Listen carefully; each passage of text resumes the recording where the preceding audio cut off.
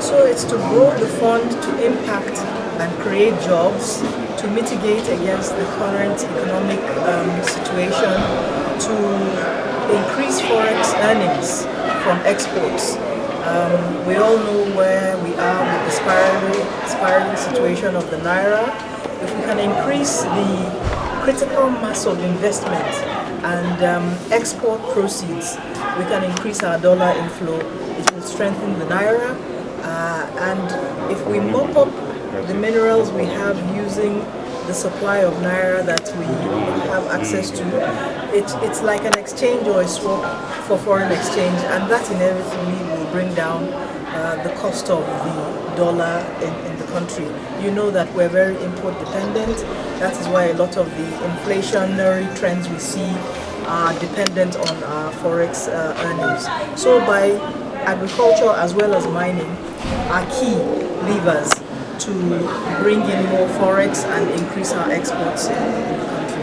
Okay, but looking at the solid Naira development fund, are they really taking off as we speak?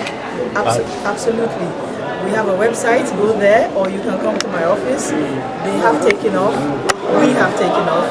Last year we signed a key partnership agreement with the African Finance Corporation to fund greenfield exploration, which is a data-driven project that will attract investment into the sector. And we have several artisanal projects as well. 80% of the sector is currently artisanal, and we have to look at that. So yes, SMDF has taken off. Okay, Chairman, Let's go to the chairman. Chairman, as the chairman of the Senate Commission on Solid Mineral, what area are you going to support this very lovely fund? Well, we made to compare notes, and it was bring your phone down. Who is holding phone like this? We completed working closely with key players. I don't know who they are. So that we can drive what we need to drive for the sector. I've been very clear that God, in His benevolence, has been very merciful with Nigeria. We are so richly endowed. We have so much for our people and for Africa. So what we did was to look at the gaps and see how those gaps can be addressed in terms of the legal framework, in terms of policy, in terms of implementation, and it will be work in progress. Nigeria has no excuses for not doing well in the mining sector. God has been very merciful. So through this partnership, we are going to explore areas of collaboration, because that is very key.